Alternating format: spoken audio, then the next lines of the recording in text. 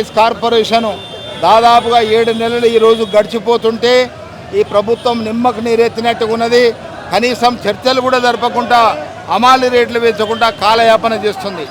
పెరుగుతున్న ధరలకు అనుగుణంగా హమాలీ రేట్లను క్వింటాల్ ఎగుమతి దిగుమతికి 35 రూపాయలు ఇవ్వాలని చెప్పేసి మేము ఈ ప్రభుత్వాన్ని డిమాండ్ చేస్తున్నాం.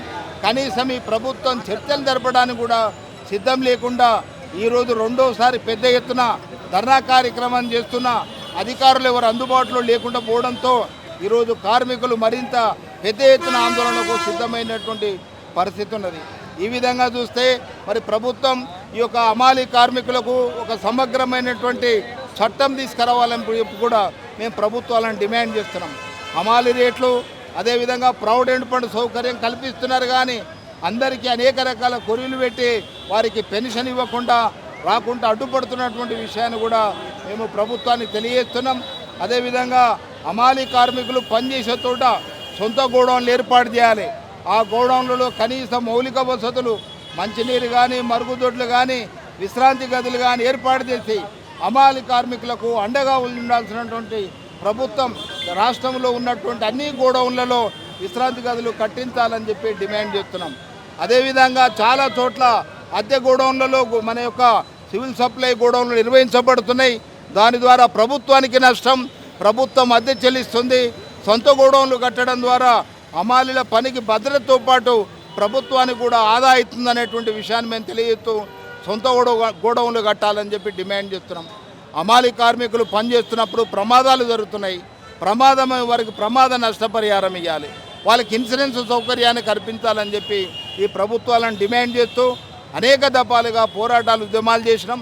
ఇవేమో ఒక పక్కనేమో రేట్లు పెరుగుతున్నాయి, పెట్రోలు డీజిలు గ్యాసు నిత్యావసర వస్తువుల ధరలు ఒక పక్కన పెరుగుతుంటే హమాలీలు తమ రెక్కల కష్టాన్ని దారపోస్తూ చెమటను దారపోస్తూ పనిచేస్తున్నటువంటి హమాలీ కార్మికుల వేతనాలను హమాలీ రేట్లను పెంచకుండా ప్రభుత్వం కాలయాపన చేయడాన్ని తీవ్రంగా వ్యతిరేకిస్తూ ఈరోజు రాష్ట్ర వ్యాప్తంగా హమాలీ కార్మికులు చేలో హైదరాబాద్ కార్యక్రమాన్ని నిర్వహించి ఇక్కడ ధర్నా చేస్తున్నాం.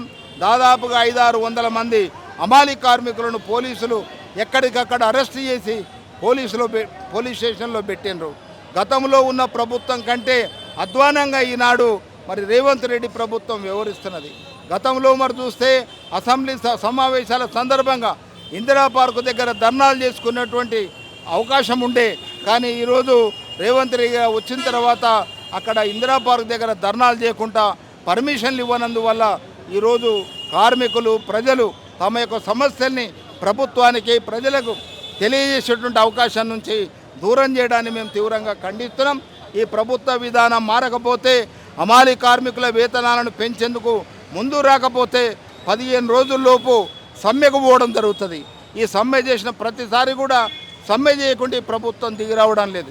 ఈసారి కూడా పెద్ద ఎత్తున కార్మికులంతా సమ్మె చేసి ఈ ప్రజా పంపకానికి పెద్ద ఎత్తున కూడా ఆటంకం కలిగేటువంటి పరిస్థితి ఉన్నందున ఈ ప్రభుత్వం దిగొచ్చి హమాలీ కార్మికుల రేట్లను ఇతర సౌకర్యాలను సమస్యలను కూడా పరిష్కారం చేయాలని చెప్పేసి ఏఐటీసీ తెలంగాణ రాష్ట్ర సమితి తరఫున సివిల్ సప్లై హమాలీ యూనియన్ ఏఐటీసీ తరఫున డిమాండ్ చేస్తున్నారు. సివిల్ సప్లై హమాలీల రేట్లు క్వింటాకు 35 రూపాయలు పెంచాలని, వాళ్లకు ఈఎస్ఐ ఇన్సూరెన్స్ సౌకర్యం సొంత గోదాములు నిర్మించి ఇవ్వాలని దాదాపు ఒక 12 రకాల డిమాండ్లతో 8 నెలలుగా ఈ అధికారుల చుట్టూ ప్రభుత్వం చుట్టూ తిరుగుతూ ఉన్నాం. కానీ ప్రభుత్వం నిర్లక్ష్యం వహిస్తూ ఉన్నది. నిర్లక్ష్యం వహించడమే కాకుండా ఇవాళ హైదరాబాదు ధర్నాకు రాకుండా ఏ జిల్లాకు ఆ జిల్లా, ఏ మండలం కా మండలం పోలీసులతోని హమాలీలను ఏఐటీసీ నాయకత్వాన్ని నిర్బంధించి హైదరాబాద్కు రాకుండా చేయడం జరిగింది. అయినా ఇన్ని వందల మంది వాళ్ళ హైదరాబాద్ రావడం జరిగింది. ప్రభుత్వం అధికారులు కమిషనర్ గారు ప్రధానంగా కార్మికుల సమస్యను అర్థం చేసుకోవాల్సిన అవసరం ఉన్నది.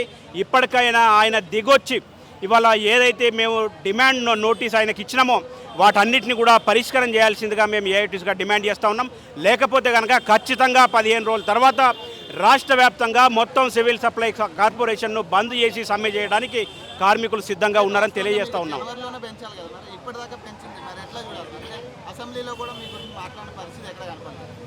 అసెంబ్లీలో ఒక సిపిఐ పార్టీ ఎమ్మెల్యే మా గురించి మాట్లాడినటువంటి పరిస్థితి తప్ప ఎవరు కూడా మాట్లాడిన పరిస్థితి లేదు. మినిస్టర్ గారి కోసం అపాయింట్మెంట్ ఇవ్వమని చెప్పేసి దాదాపు 4-5 సార్లుగా మేము అర్జీ చేసుకోవటం జరిగింది. కానీ మినిస్టర్ ఉత్తమ్ కుమార్ రెడ్డి గారు కూడా కనీసం మా గురించి మాట్లాడలేదు, మాకు అపాయింట్మెంట్ కూడా ఇచ్చినటువంటి పరిస్థితి లేదు. కమిషనర్ గారు అపాయింట్మెంట్ కోసం ప్రయత్నం చేస్తున్నాం, వారు కూడా అపాయింట్మెంట్ ఇస్తున్నటువంటి పరిస్థితి లేదు. కాబట్టి మేము ఇక మాకు సమ్మె తప్ప మరొక మార్గం కనబడతలేదు. సమ్మెకు పోతేనే ఈ ప్రభుత్వం దిగొస్తుంది అనేటువంటి ఆలోచన మాకున్నది. దేనికైనా తెగించడానికి సిద్ధంగా ఉన్నాం. రేపు ఒకవేళ సమ్మెలో ఎటువంటి అవాంఛనీయ సంఘటనలు జరిగినా దానికి కమిషనర్ గారు, ఈ ప్రభుత్వమే బాధ్యత వహించాలి తప్ప మా యూనియన్ది కానీ కార్మికులది ఎటువంటి బాధ్యత లేదని మేము తెలియజేస్తా ఉన్నాం.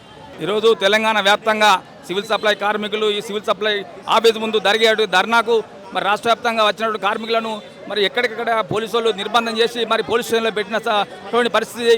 మరి ఈరోజు రేట్ల ఒప్పందం అయిపోయి 7 నెలలు అయిపోయినా కూడా ప్రభుత్వం స్పందన లేకుండా వీళ్ళను కార్మికులందరినీ కూడా ఇబ్బందులకు గురి చేస్తున్నది. మరి గత ప్రభుత్వం కూడా 10 నెలలు అయిపోయిన 11 నెలలకు కూడా మరి అప్పుడు రేట్ల ఒప్పందం జరిగింది. మరి ఇప్పుడు కూడా అదే పద్ధతి నడుస్తూ ఉన్నది. ప్రభుత్వం ఇప్పటికేందంటే గత ప్రభుత్వం ఏదో మంచిది కాదు, ప్రభుత్వం కార్మికుల వ్యతిరేకంగా ఉందని చెప్పడం జరిగింది. కానీ ఇప్పుడు అంతకన్నా మొండిగా ఉన్నటువంటి ప్రభుత్వం దిగి వచ్చి కార్మికులందరికీ న్యాయం చేయాలని తెలియజేస్తూ మరి స్వీపర్ కార్మికులు కూడా మరి గోడౌన్లలో మరి దుమ్ము మన్ను మశానం లేకుండా మరి బియ్యం సాఫ్ చేసి బస్తాలలో నింపడం జరుగుతూ ఉన్నది. కానీ వారికి ఎట్టి చాకరీ చేస్తూ ఉన్నారు, వాళ్ళకి ఎటువంటి ఉపాధి లేకుండా పోతూ ఉన్నది. మరి వాళ్ళకు కూడా ఏంటంటే నెలకు 10,000 రూపాయలు జీతం ఇవ్వాలని చెప్పని వాళ్ళకు కూడా మరి ప్రభుత్వం న్యాయం చేయాలని చెప్పి తెలియజేస్తూ ఇక్కడ గోదాంలో చేయబట్టి 11 సంవత్సరాలు అవుతుంది. 11 సంవత్సరాలు అంటే 1000 రూపాయల నుంచి చేస్తున్నా నాకు 5,500 ఇస్తున్నారు. మాకు సరిపోతలేవు. మా పిల్లలకు ఏం చదివించాలి, మేము కూరగాయలు ఏం తెచ్చుకోవాలి, మార్కెట్లో ఏం సరిపోతున్నాయి. 5,500 మాకు ఏం సరిపోతలేవు. 10,000 వరకు మాకు 12,000 వరకు మాకు ఇవ్వాలి. మాకు బాగా ఇబ్బందులు అవుతున్నాయి. మీరు దయచేసి మాకు సాయం చేయాలని మేము అడుగుతున్నాము.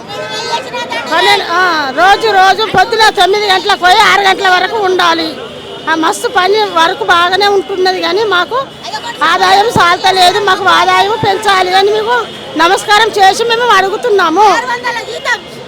600 జీతం కడికెళ్ళి చేస్తున్నాము. 600 జీతం అంటే ఇప్పుడు 11 సంవత్సరాల నుంచి ఎంత అయింది? ఇప్పుడు 6,000 ఇస్తున్నారు. మాకు 6,000 ఇస్తే మేము బతకాలా, పిల్లలు బతకాలా, మా ఛార్జీలు పెట్టుకొని రావాలా. మేము రోజు 20 అంటే రోజు రాను పోను 40 రూపాయలు అవుతున్నాయి. మాకు తినేందుకు ఒక 25 కిలోల బియ్యం ఇస్తలేరు. ఇవన్నీ చేస్తున్నారు. మాకు జీతము 12,000 పెంచాలా. మాకు జీతము మొన్న లెటర్ ఇచ్చినాము. మాది హన్మకొండ జిల్లా పరకాల నుంచి వచ్చాము. మాకు ఇప్పటి వరకు కూడా గవర్నమెంట్ ఇంతవరకు దిగి వచ్చి మా సివిల్ సప్లై అమలు కార్మికుల కష్టాలు ఇంతవరకు చూడడం లేదు. ఇప్పటికీ గవర్నమెంట్ మాకు కనీస వేతనాలు ఇవ్వకుండా, ప్రభుత్వ ఉద్యోగులు గుర్తించకుండా ఇప్పటికి 8 నెలలు కావస్తున్నా కానీ గవర్నమెంట్ మమ్మల్ని ముందుకు వచ్చి మీ సమస్యలు ఏందని కూడా మమ్మల్ని పరిష్కరించకుండా మమ్మల్ని చిన్న చూపు చూసి దూరం పెట్టడం జరుగుతుంది. ఇప్పటికైనా తక్షణమే గవర్నమెంట్ దిగి వచ్చి హమాలీ కార్మికులకు కనీసం బస్తకు క్వింటాల్కు 35 రూపాయలు ఇవ్వాల్సిందిగా మేము కోరుకుంటున్నాము. అదేవిధంగా ఈఎస్ఐ కార్డులు ఇవ్వాలి. ఎక్కడ సొంత గోదాములు లేని చోట కూడా సొంత గోదాములు కట్టించి స్వీపర్లో కూడా కనీస వేతనం కలిగించుకోవడం వాళ్ళు కూడా ప్రభుత్వ ఉద్యోగులకు గుర్తించాలి.